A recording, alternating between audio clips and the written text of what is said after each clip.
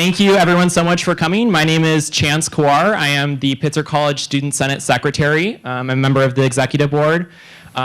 We clearly have a very full house here tonight. I think we had to cut people off from coming in, so this is really exciting for us. This is the first time we ever had a presidential candidate on campus, so it's a pretty big deal.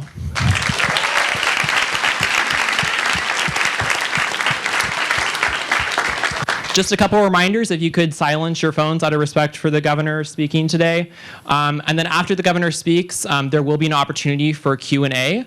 There'll be microphones which will be placed about mid-aisle, and we'll just be lining up and taking questions as the governor has time for. So without further ado, I'd like to welcome up onto stage the president of Pitzer College, Dr. Poon. Thank you. Thanks. Wow, look at this crowd. All right. Well, good afternoon. It's an honor for me to welcome all of you here today for this very special event. Can you hear me okay? Yeah. All right, good. As Chance mentioned, I'm the interim president for Pitzer College. And I know you didn't come here to hear me speak, right? So I'm going to try to make my remarks brief. Okay, so since its founding, Pitzer College has always been driven by the creativity, passion, and the activism of its students. Whether it's moving a local building, a local historic building to campus, literally, to save it, whether it's divesting from companies who do business with South Africa and being the first institution in California to do so, whether it's being the first of the Claremont Colleges to start a green bike program that rebuilds, there you go, yeah, rebuilds, repairs, and redistributes bikes to the college community. Whether it's the first dining hall to go trayless and thereby save thousands of pounds of food waste every year, or whether it's divesting from stocks of fossil fuel companies. All of these were student-originated and student-led initiatives. And all of them had a profound effect both on campus and beyond.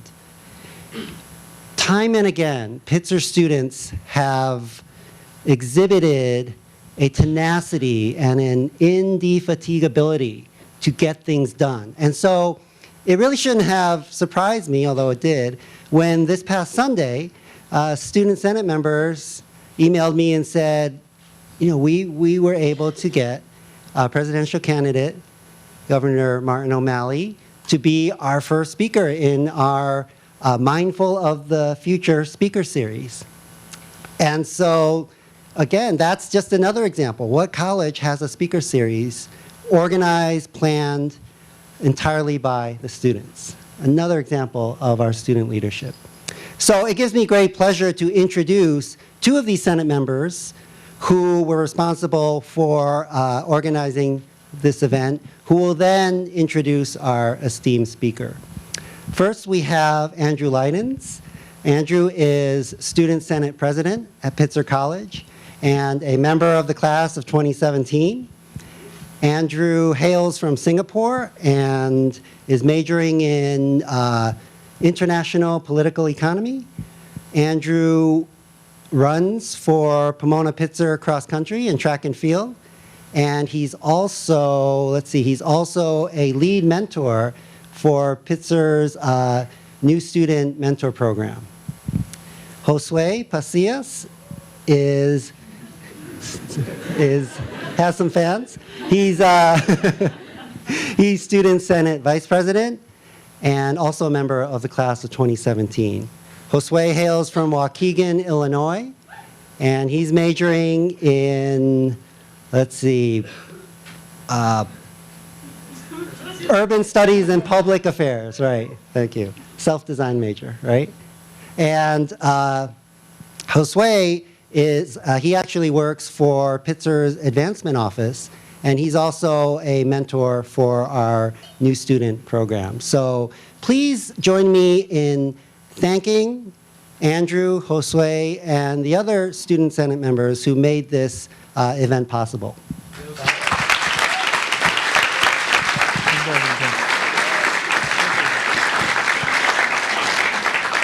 Thank you, President Poon, for that wonderful introduction. Once again, my name is Andrew Lydens, and I'm the Pitzer Student Senate President. Along with me is Josue Pasillas, the Vice President.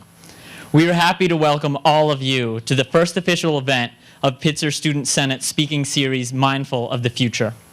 Here at Pitzer, we have 5 community values: dialogue, diversity, community, inquiry, and action. We aspire to epitomize these values in order to truly develop into community global members. By going through this process, we can truly develop into citizens of the world.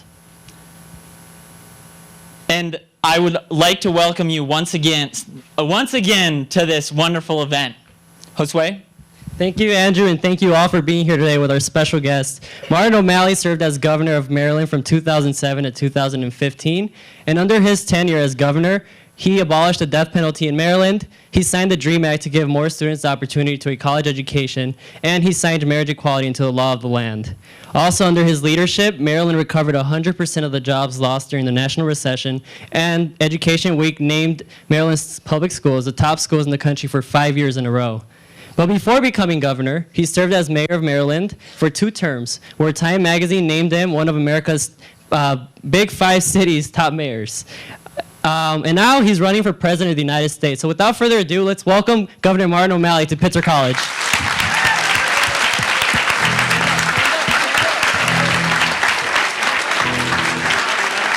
Hey, well done. Thanks. Thank you, guys. Good to see you. Thanks. Sit down, sit down. Thanks a lot. Thank you, guys. Thanks a lot. Wow.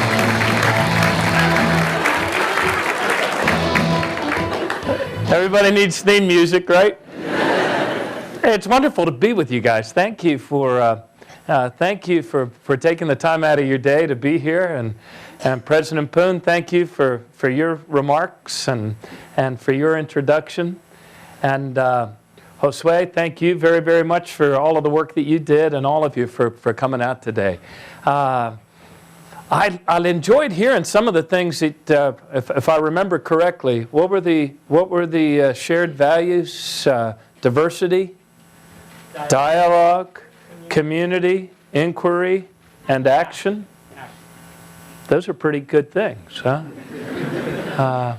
I heard any of you see the Pope in his address to Congress today? A little bit? I read the remarks on the train. One of the phrases that he had when he stepped as the first Roman Catholic pontiff to address Congress, he said, "I'm here to be in dialogue with you." So I too am here to be in dialogue with you. And I thought I'd share a few thoughts with you, and then maybe we can open it up to questions and answers. And by golly, if you have answers. I am in a relentless search for answers, so we'll have some fun. About a couple weeks ago, there was a reporter with the Philadelphia Inquirer who caught up with me when I was in Pittsburgh, and he said, "I have a question for you." And he said, "My question is, why do you appear to be the only person in this race who's actually having fun?" And I said, "Because I suppose it's the joy of the offering." We are very, very blessed, those of us who have been born in the United States of America, to have received this gift of being citizens of the United States. And like all of the things we most need in life, it came to us as a gift. And if we are to give it forward to the next generation, stronger and better than we received it ourselves, we have to approach life with an open mind and with an open heart. So look, let's begin, shall we? My name is Martin O'Malley. I am not a former Republican. I am not a former independent. I am not a former socialist. I am a Democrat. I'm running for President of the United States. I intend to win, and I'm running for one reason and one reason only.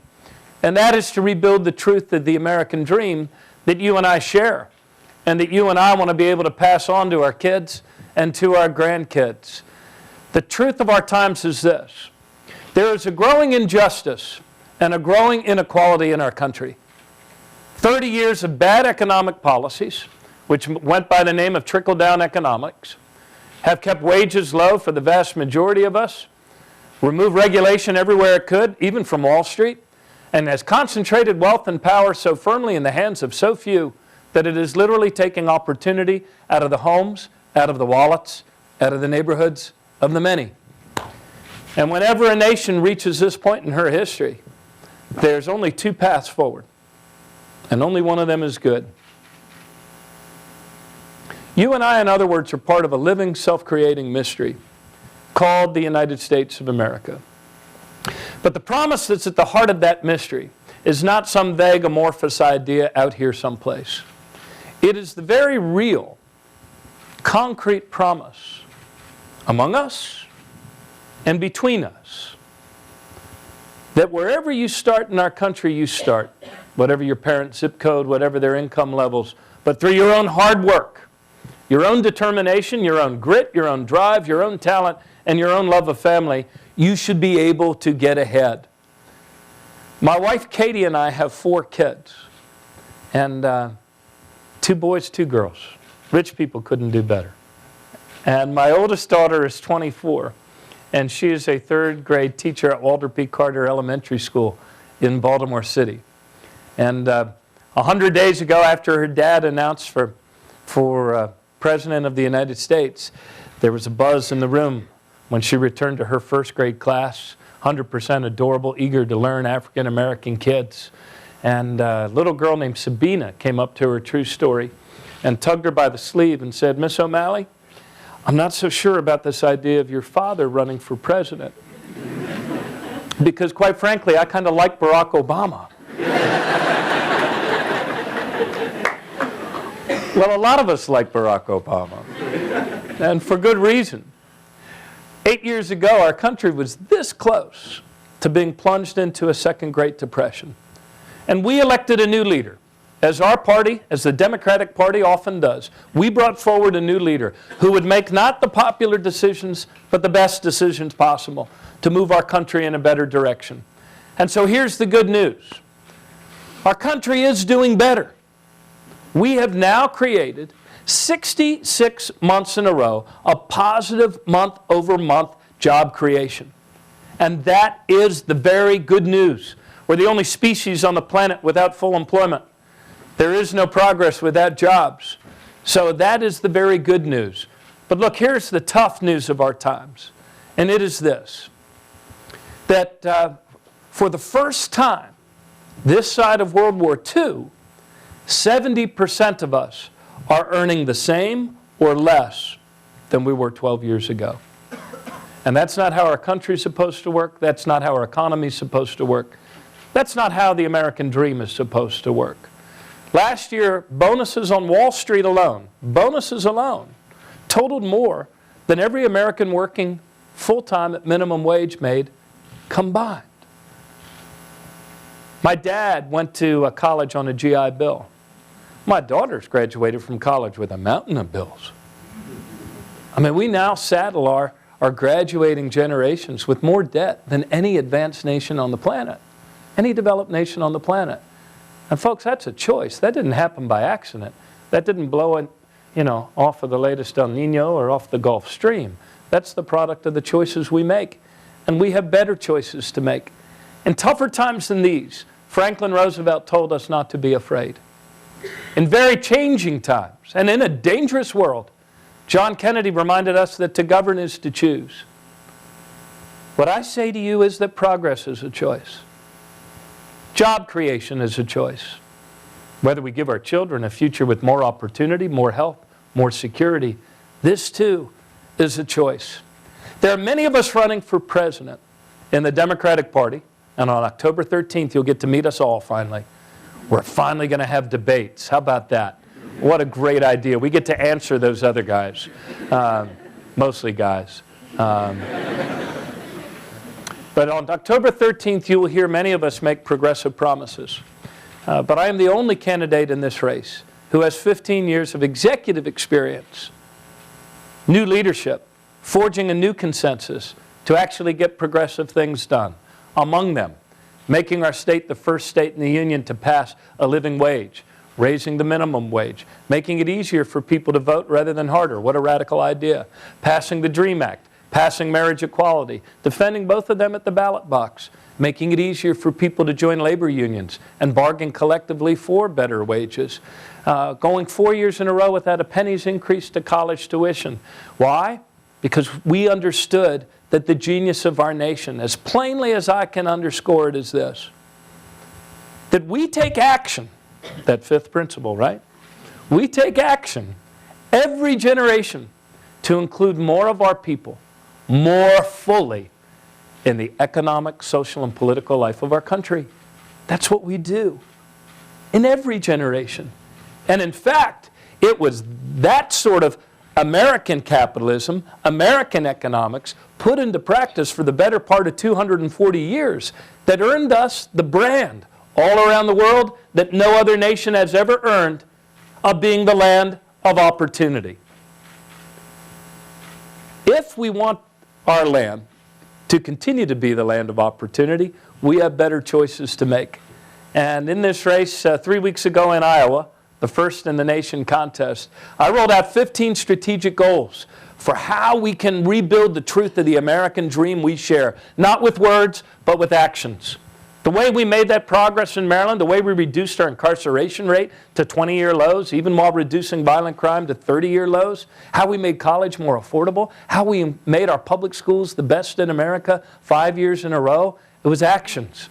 It wasn't words, not just hopes and dreams, it was actions. And as Americans, we need to take actions again. I think we can all agree that nobody who works hard and plays by the rules should ever have to raise their children in poverty. And therefore, just like our parents and grandparents before us, we should always make sure we keep the minimum wage above the poverty level. And I am in favor of raising the minimum wage to $15 an hour, however we can, wherever we can in the United States of America. What we lack is demand. The more workers earn, the more they will spend, and the more our economy will grow, which is also why we need to pay overtime pay for overtime work again, something we got away from about 30 years ago. We need to expand paid family leave so women can participate fully in our workforce. We need to close the gap. We should be striving for equal pay for equal work for men and women, because when women succeed, America succeeds, and that is also how our economy grows. We should be making it easier, not harder, for people to join labor unions and bargain collectively for better wages. And we should square our shoulders to the challenges of these times and make these challenges our opportunities. What am I talking about? I'm talking about climate change. I am the first candidate in this race, and let us hope not the last, to put forward a plan to move us to a 100% clean electric grid by 2050 and create 5 million jobs along the way.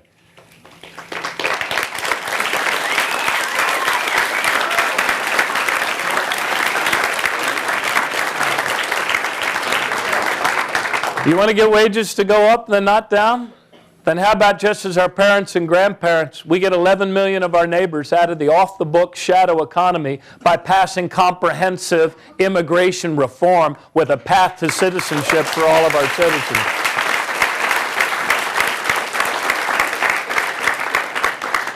These are the challenges of our time, and you know what the joyful and the happy news is? We don't have to create a false self in order to do these things.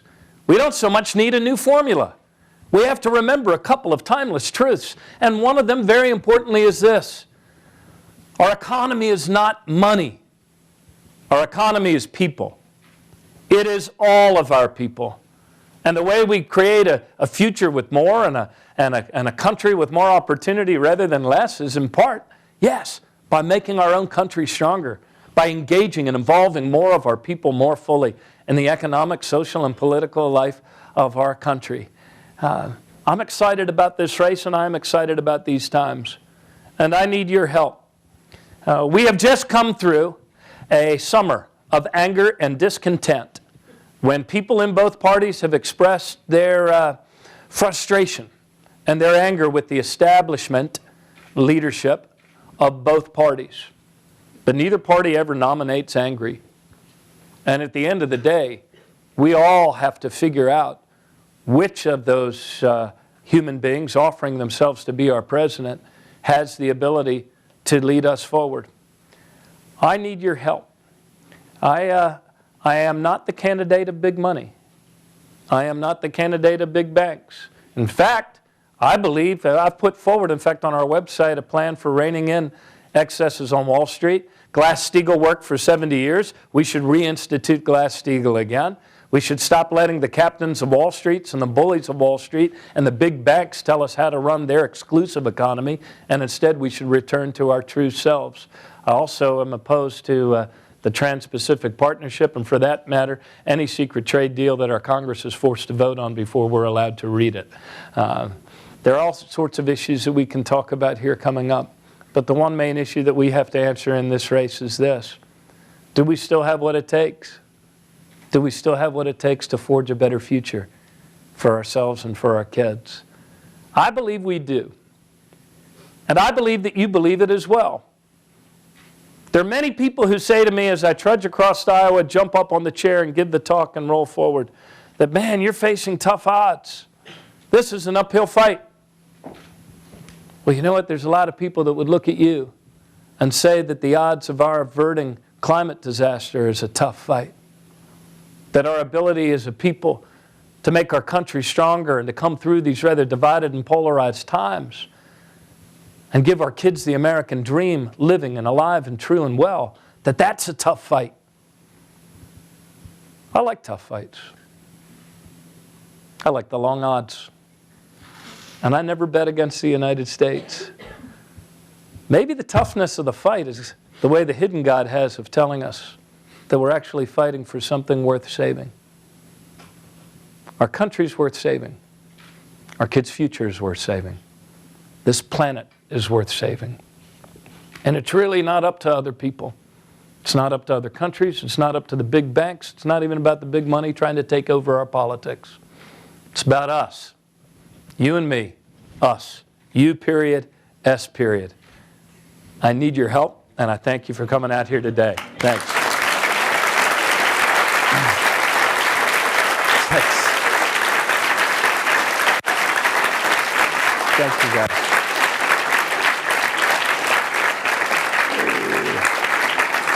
Hey, thank you, guys. All right, now the fun part.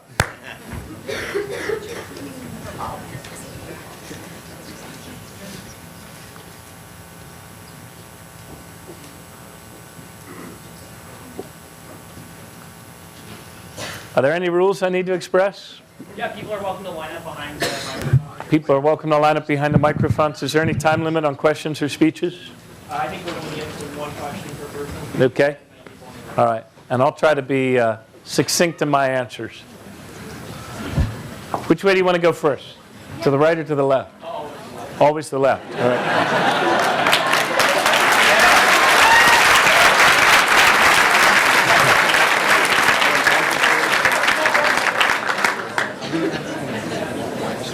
Please say who you are, where you're from. I'm Nick. I go to Pitzer College from Northern California, represent. My question revolves around more foreign policy based, which you haven't really discussed, is... I was waiting for you, Nick.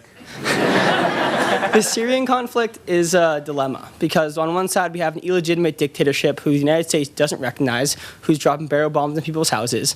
On the other side we have radical Islamist groups like Jabhat al-Nusra and ISIS. The question I have for you, how do you solve a conflict, or how do you deal with that kind of situation in such a catch-22 like scenario? Yeah, look, I believe that our nation needs to be about waging peace all the time, and I believe that I gave a talk about 8 weeks ago to a group called the Truman Project, a lot of returning Afghan and Iraq conflict vets. And in that talk, I talked about our need to forge a new foreign policy of collaboration and engagement, and a new national security strategy that is more far-seeing and identifies threats as they're rising and takes actions with other nations before they rise to a level where it seems like the only options we have are bad military options. There was a whole series of cascading effects in Syria that led to the mess and now this horrible refugee crisis that we see. And one wonders if we had identified those cascading effects earlier, especially the drought brought on by climate that led to people leaving their farms, going to the cities, that if a better job had been done, or maybe an earlier international response then, whether the effects would have cascaded as they did into unrest and civil war and vacuum and ISIS. More revolves around how do you deal with it now? This is how we deal with it now. It's easy to say that we could have done this, we should do this in the future, but we have to deal with real-world problems that are affecting our country at this moment in time. Right. I am the first candidate that stepped up and said we should be accepting the 65,000 Syrian refugees.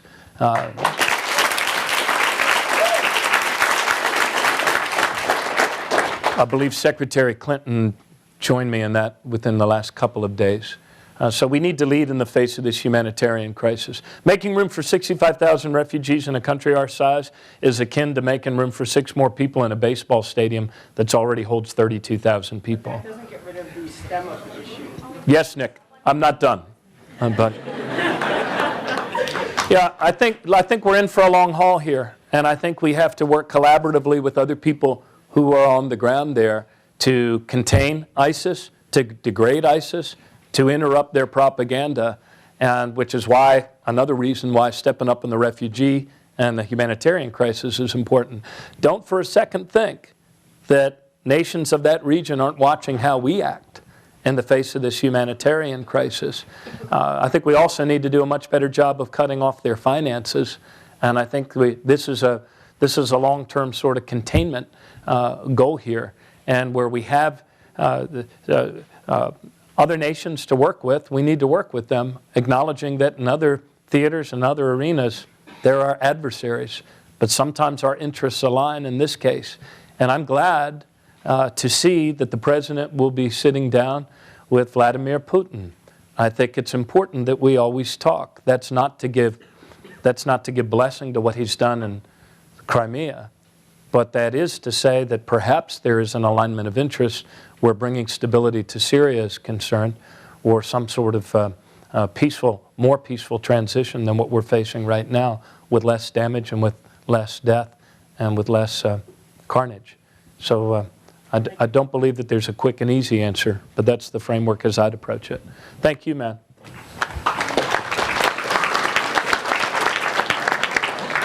Mr. O'Malley, thank you so much for your speech and for coming to Pitzer College. Thank you. And what's your name? My name is Zach. I'm from Chicago. Great city. Could you, Alex, outline some of the specific proposals that you would have for reducing the cost of higher education, especially in relation to private colleges like Pitzer College and then the other 5 Cs? Sure. Let me run through a few of these. First of all, we have to get Congress to reduce the interest rates. It's outrageous that you all can borrow money, or that people can borrow money cheaper to finance a home or a car than we can to send somebody to college. I myself, I'm paying a mountain of 7% and 8% interest, and we were very proud of our daughters when they walked across the stage at graduation. We're going to be proud of that moment every month for the rest of our natural lives. So we need to bring down those interest rates. We need to make it possible for people caught in that donut hole, if you will, to refinance. I believe that we should make it the norm that everybody goes into a repayment plan that is income-based. Instead of it being an opt-in, that should be the norm. Our national government and our state governments need to do more rather than less on shouldering the cost of higher education, because what's happened for most of the last 20 years is that states have cut, your nation has cut, and as a result, by the time you've come through this, we have started to treat higher education as if it's some sort of toll road, some Lexus lane that those who are going through it have to shoulder the burden of. I think we should reform the 4th year of high school so that more of our kids actually have a year of transferable college credit by the time they leave high school. I believe we need to make greater use of our community colleges. I would like to create a new block grant program. In addition to the national government doing more on Pell Grants, I believe we should create a block grant program so that states cannot so easily cut their investment in their own institutions and then have the elected officials say, oh, that's the Board of Regents that did that. I didn't have anything to do with that. And I think we also need to encourage states to open more pathways for degree attainment rather than the traditional way, which is how much time can you log in a seat in a classroom. I think that we have some incentives that are much more towards keeping enrollment full rather than degree attainment. And so I've set a couple of goals, not only to get to a point on the horizon where a debt-free degree is something that's a possibility for every family, but also a point where we increase degree attainment within the next 10 years by 25%. And I think you do that by making greater use of online and non-traditional ways of learning and demonstrating competency that allows especially returning students to come back and finish their degree. So all of this is rolled out online in a policy paper on affordable college. Thank you. Thank you.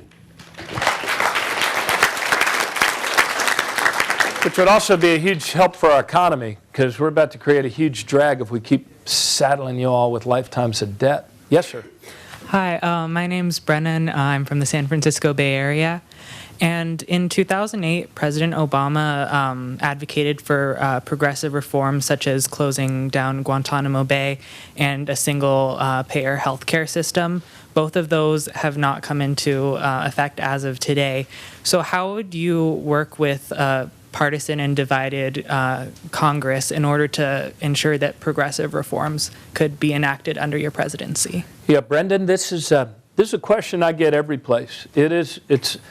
I find it somewhat phenomenal that in a very impermanent world that we live in, that so many of us are almost willing to accept that we're always going to have an obstructionist Congress like the one we have.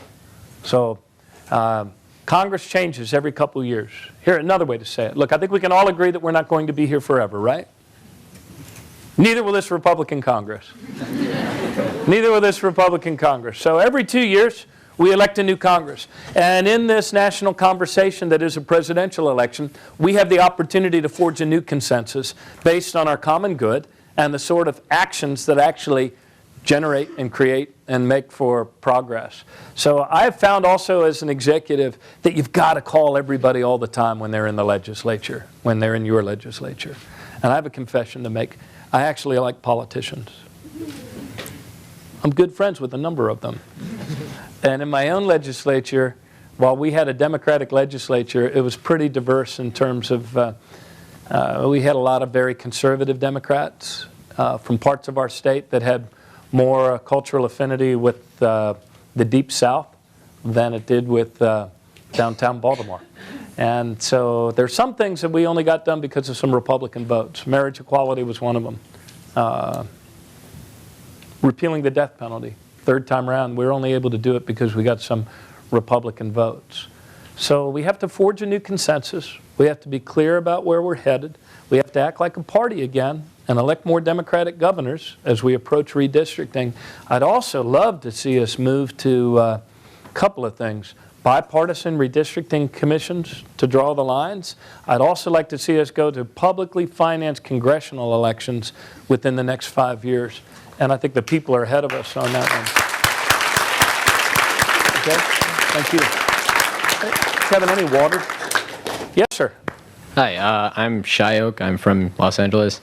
I'd just like to ask you, so to my knowledge, most of your experience, or all of your experience, has been on the state and domestic level, right? So yeah, somewhat. And I'll shorthand for you. My experience on national security things is that the president appointed me as, thank you very much, as the Democratic co-chair of the Council of Governors that meets regularly with the Secretary of Homeland Security and the Secretary of Defense by act of Congress.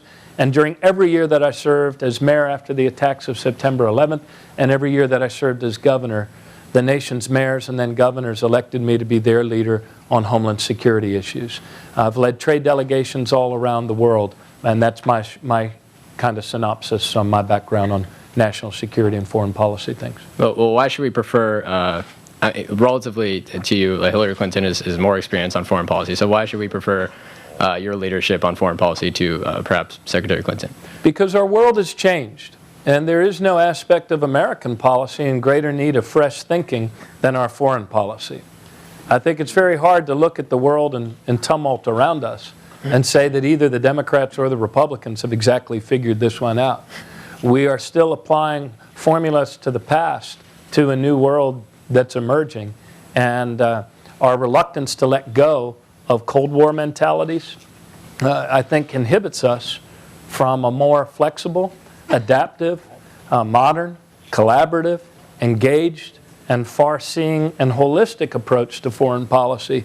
Martin Dempsey, who's recently, I think, just retiring and moving on from Joint Chiefs, talked about the fact that today's policy leaders are very quick to reach for the military tool, but very slow to engage a whole-of-government approach, especially to our role in the world. And so I believe foreign policy, almost more so, as much as domestic policy, requires new thinking and a fresh approach. All right, thank you. Thank you. Because it's all the guys asking questions. What's going on here? Women of, yes? We're right here. You're here? You're in line? All right, all right. They're coming. All right. Hi. First of all, I appreciate your taste in music. Second of all, I'm Keenan. I'm from San Diego, and I know as governor you signed bills into law that supported the LGBT community. And my question is, if elected, what are you going to do specifically for the transgender community, and even more specifically, transgender women of color who are being killed at alarmingly high rates?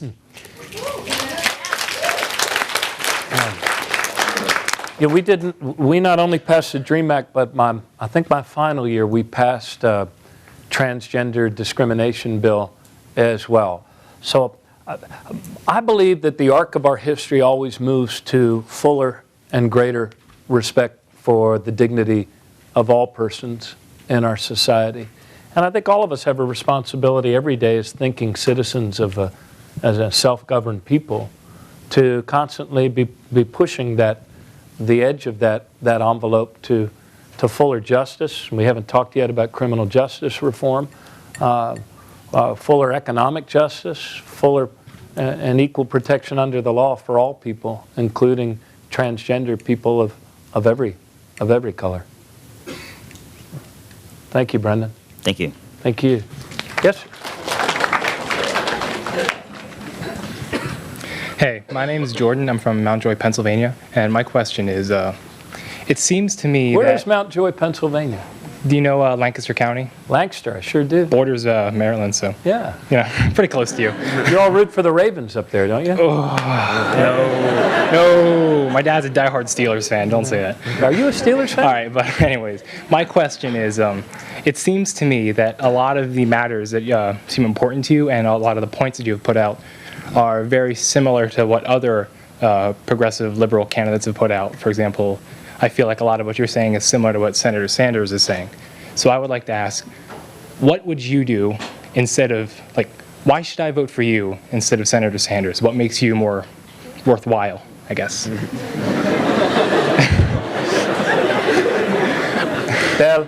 Del dicho al hecho hay mucho trecho. Anybody? The difference between the saying and the doing is great.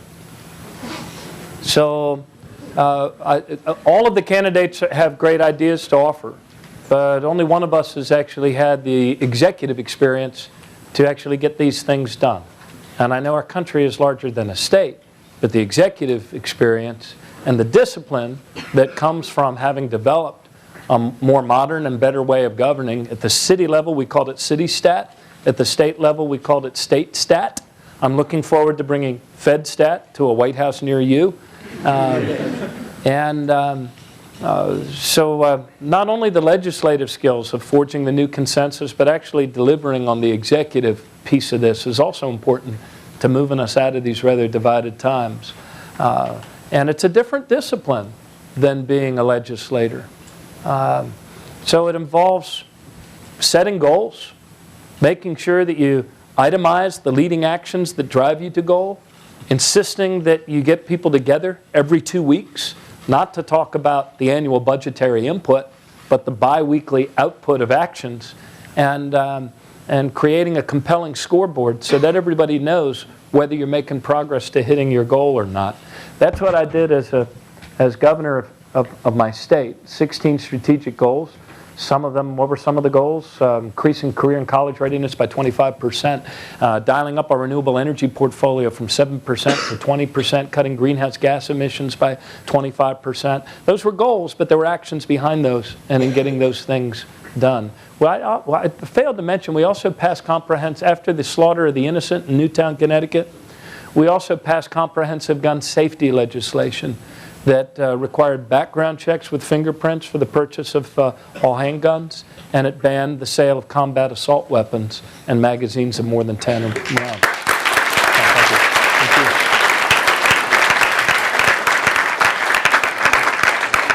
Thank you. And also experience, if I could mention, on criminal justice reform. Huge issue in our country right now. And as a big city mayor and as a governor, I've been at the front of treating that wound of race and law enforcement and public safety for 15 years. And I think I've learned a lot and have a lot to offer as our country's commander-in-chief. Yes, sir. Good afternoon. My name is Daniel, and like many people across the world, I fall on the autism spectrum. And I was curious what reforms would be, what you would see implemented to make sure that we have equal opportunity in both our communities and in the workplace. Yeah, Danny, it's a huge challenge for us as a country. Certainly the answer is not less services and less research. So we, in our own state, we took the strides we could as a state to improve services. The early diagnosis, the early intervention, and all of those things allow people to lead fuller lives. And that's what we need to do as a country. I have yet to put out a policy paper on this one, but I'm inclined to, because there's a few issues that come up repeatedly again and again and again. Autism is one of them, and Alzheimer's is another one. And so we need to do more on research. We need to do more on services. We need to do more on diagnosing earlier. That's what we need to do as a country. Thank you, man. Yes, sir. Good afternoon, Governor O'Malley. I'm Malik from the Bay Area, and actually some call me Mally, so I already feel a personal connection.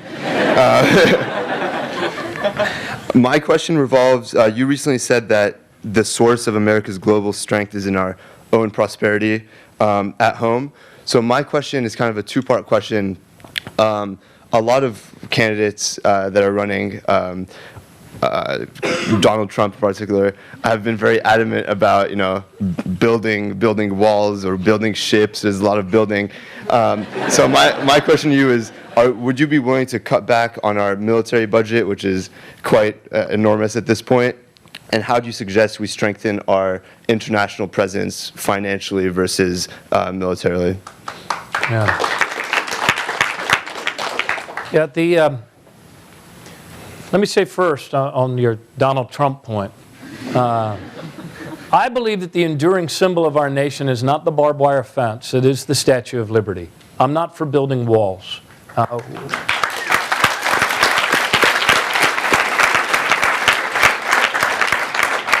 We need to act like Americans, and our power really rests in the power of our principles. It's our principles that makes us credible in this world. So, look, on the classic issue of guns or butter, I think these sequester cuts are really a bad way to go about cutting your budget or putting together your national budget. And I say that as an executive who every year had to balance a budget as a governor, and in my own state, in my own city, even with a declining population because of the violent crime situation we had allowed ourselves to descend into by '99, we still managed to get bond upgrades. I mean, upgrading our ratings. So I think the sequester thing is a real bad idea. I think it's bad not only because of what it's doing to our discretionary investments, things that we could be doing on universal pre-K, on affordable college, and the other things that fall within that. I think it's also bad for our military preparedness and our readiness. Our budget should, we should have strategy drive our our budget. There's certainly a lot more transparency that has to come about in our defense budget. I think we need to do more, actually, rather than less, on the cause of sustainable development around the world. I think we need to dial up the diplomacy as well. And we also have to take care of our men and women when they come back from Iraq and Afghanistan, Iraq and Afghanistan. So I'm not in favor of these sequester cuts. I am in favor of listening to military people rather than to politicians or pork politics when it comes to weapon systems. I think we have too much parochial politics involved in our military spending, and we're not listening enough to the strategists and the emerging leaders on the weapon systems they truly need for the job that they need to do. So our military should always be in a constant state of reform. If you ever fall into a condition where politics puts your spending in a straitjacket, not only the how much, but what to spend on, then you're not ready for the next conflicts. So, thank you. Thank you. Yes, sir. My name is Orlando Cabrera. I'm from Arlington, Virginia. My father was Assistant Secretary for Housing and Urban Development in public and Indian housing.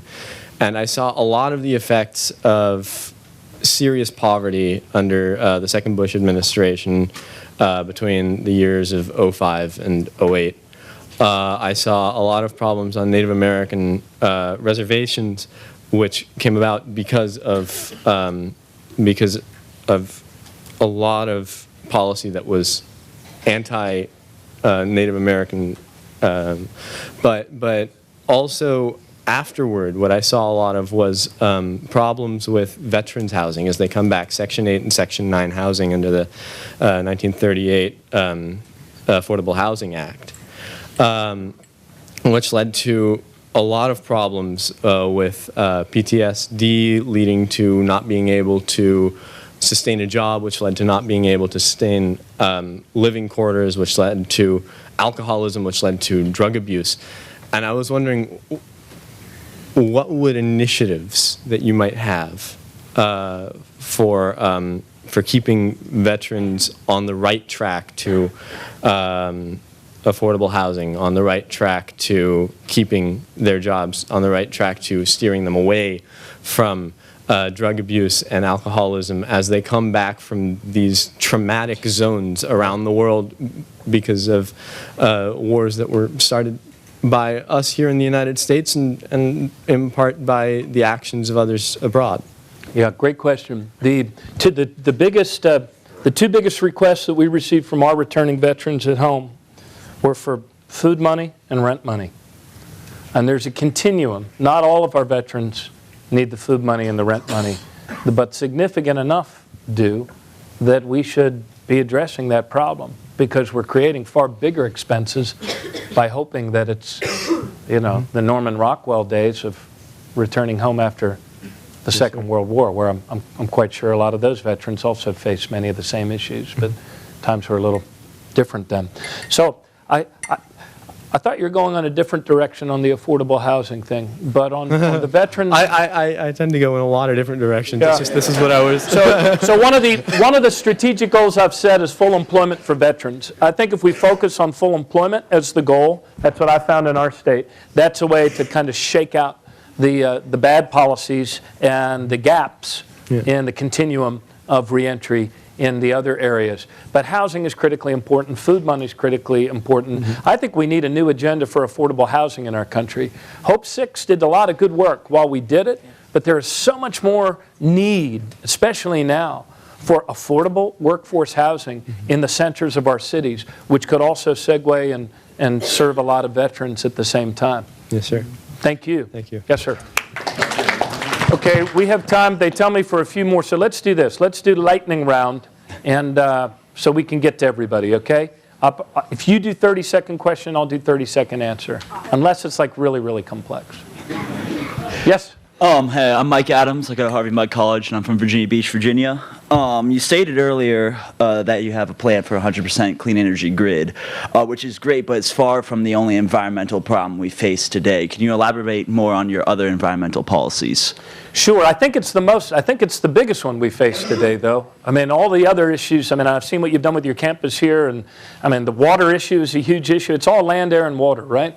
As a governor of Maryland, the Chesapeake Bay ran right through the center of my state. So I've had a lot of experience on clean water issues. I think we need a national strategy on water. I think we also could, I think we would be well served if we had a national green print so we could understand where that critical habitat is and areas of land that we need to preserve as this third ethic of the land emerges from your generation. So to keep to 30 seconds, those are a couple of my other thoughts. Stay tuned. Thank you. Thank you. Yes, sir. Hey, so I'm Camilo Vilaseca. I go to CMC. I just wanted to say that you remind me of one of the mayors on my favorite shows, The Wire, but you know. The Wire. Anyways, so my question I'm not is about... that guy except for his good attributes. Yeah, I mean, you have the same fire he does, so I don't know if that's a positive or negative. But anyways, my question is about detention centers for immigrants, and there have been reports coming out that they work for $1 a day, they're forced volunteers, and that it's a way that these for-profit institutions can make a lot of money off of what is almost a necessary good as people keep crossing the border through these immigrant crises. What answer do you have? Because if you were to simply build up more federal detention centers, it would explode the budget. Yeah, no, let me be clear. I am opposed to for-profit prisons. We should get away from the policy of...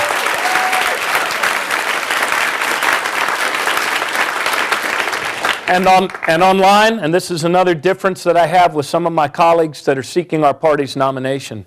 I think that the policies of deportation and the internment for months and months and months and months on end of women and children and families in our name on our border is wrong. And so I would like to see us restore due process on the border. I'd like to see us get away from these mindless deportations. We should, yes, protect our borders and protect public safety. But how about we also protect the integrity of families and keep families together whenever we can? So, thank you. Thank you. Hi, Yes, sir. my name's Itai Sofer. I'm from Englewood, New Jersey. Sorry, this is the first question I've ever asked a presidential candidate, so here it goes. That's all right. Hey, I'm told this is historic, right? Did I say that? We're the first? So the two, I think, or two or three greatest acts were the amendment to abolish slavery, and then 100 years later, the Civil Rights Act of 1964 and the Voting Rights Act of 1965. Both of those acts involved reaching across party lines and negotiating with members of Congress who are not necessarily of the same party. So I believe in the next great American president, not the next great Democrat president. So my question to you is, how will you reach across party lines and make sure that the 15 goals on your website are accomplished successfully? By being relentless, by calling each member of Congress all the time, by being fully engaged and full on as party leader. It's hard to get the other tribe to compromise with you if you're not strong within your own tribe. So those are the ways that we'll do it, and we'll do it in the course of this campaign, forging a new consensus. I also think that there's work to be done in our individual states. We should be helping to build that new consensus by passing two critically important constitutional amendments. One would enshrine the right to vote in the Constitution, and the other would overturn Citizens United. People are not corporations, or corporations not people. So thank you. Yes, ma'am.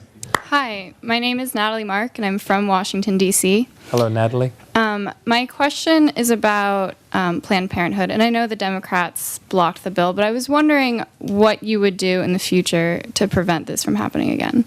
Yeah, I believe that it's wrong to kick Planned Parenthood around like this and these moves to defund Planned Parenthood.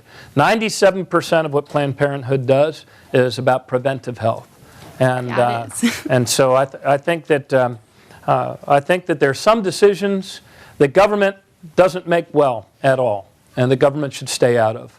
And among them are decisions between women and their doctors. And I think that Planned Parenthood is being falsely and wrongly attacked in this debate right now.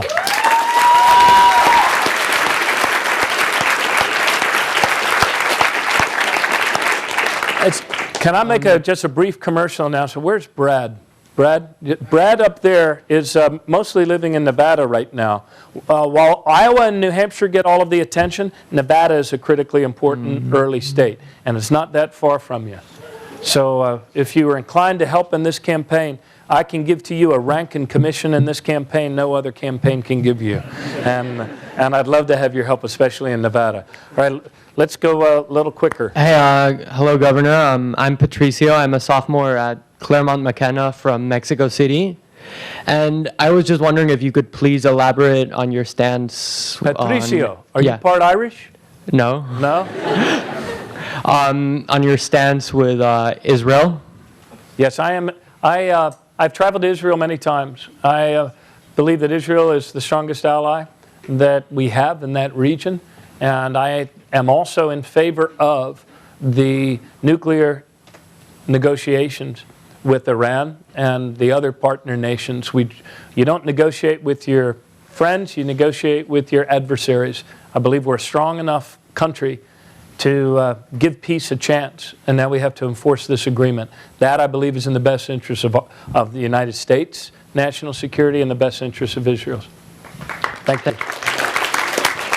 Hi, my name is Hallie. I'm from Nashville, Tennessee, and I played Nashville once. You played in Nashville? Yeah, I played Nashville once. All right. You have put forward the most progressive plan to combat climate change of all presidential candidates, but many communities of color and low-income communities are disproportionately suffering from air pollution, drought, and other environmental injustices. How does this plan include the remediation of those justices today? Well, it has to. You know, some beautiful language on this from Pope Francis today in front of Congress, and also in his encyclical, which I've been reading a little bit every morning. Both the transition, this change, this transformation that transforms everything of climate change, threatens to most quickly and in the most devastating ways hurt poor people on this planet. And at the same time, the transition of that, we also have to be mindful of the impact, disproportionate impact that transitioning to a clean, green economy could have on poorer people. So in my own state, in my own policies as governor, we managed to find a way that we could all move forward together as one. In fact, that was our mantra, One Maryland. So when we joined the Regional Greenhouse Gas Initiative, a cap and trade policy in Northeast states, part of those proceeds we used to drive towards our goal of more renewable energy, and part of that we used also to offset the heating bills and the energy costs for poor people in our state. We have to move forward as a community. Thank you. Hi. Yes, sir. I'm Sam Greenspan. I'm a student at the graduate school. It's like way across the way. You spoke earlier about the problem of affordable housing. Somewhat related is the homelessness problem here in Los Angeles and, as well as in Baltimore. I was wondering if your administration would be open to supporting free permanent housing to the homeless in order to reduce local governments' healthcare costs, improve local businesses, and reduce recidivism. Yes, to a degree. The key word there is permanent, but we were an early city. We were an early city in embarking on the whole, what do we call it, Housing First initiative. HFH, or I don't know if it's a different one. Yeah, the notion that the notion that you have to lead with the housing. You got to find people a place to live, or there's no way you're going to be able to treat the other issues that have them homeless. And so I think that's the best practice that's emerging from cities, that some of them have done it better than we have. But that housing first has to be what we lead with, and that's the only way to get people back to being functional and independent. We've got time for two more. Oh man, two more. Yes. Hi, I'm Nika from Michigan. To me, it seems that corporate influence is kind of inside lawmaking is actually central to a lot of the problems we talk about, whether it be with climate change, or workers' rights, human rights. I think corporate influence is really central. I'm wondering about your plans to sort of wean us away from that, because they are powerful money holders. Yeah, in addition to moving towards publicly financed congressional elections within the next 5 years, so our congresspeople aren't turned into telemarketers as soon as they're sworn in. I'm also believe that we need to restore the guidance to our antitrust division of our Justice Department to protect competition, free and open competition. We have strayed far away from, Woodrow Wilson used to say freedom from monopolies is also freedom. Or rather, freedom also means freedom from monopolies. But we've looked the other way at the concentration of corporate power, thinking that somehow there was a consumer convenience to be derived in the meantime. But long term, that's not good for our economy. It's not good for the ecosystem that is a diverse and competitive economy. It's not good for capitalism when practiced openly and freely and in the traditional American sense. So those are two things I would do. Yes, sir. Hi, my name is Taylor. I'm from Seattle.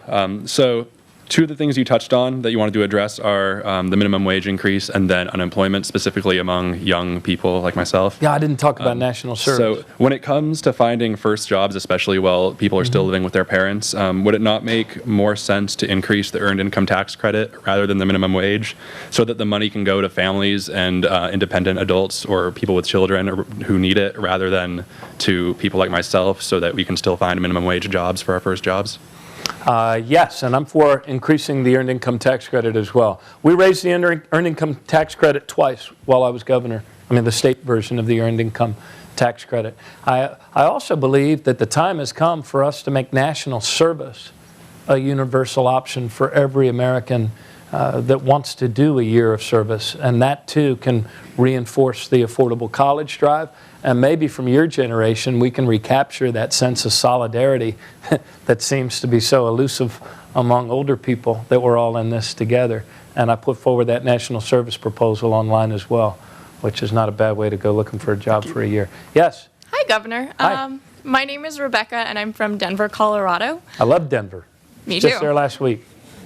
And I was curious, now that the population is aging more than it used to, there has been some curiosity about Social Security. Yes. And I was wondering if you would make any changes there. Yes, I would expand Social Security, and we have a plan online to do this, and the way you pay for it is by scrapping the cap on incomes above $250,000. So I'm in favor of expanding, not privatizing or cutting Social Security.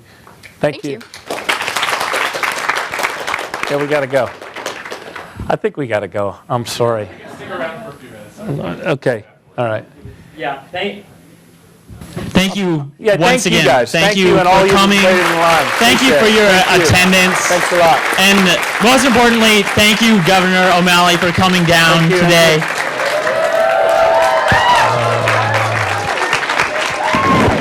Thank you. Thanks a lot.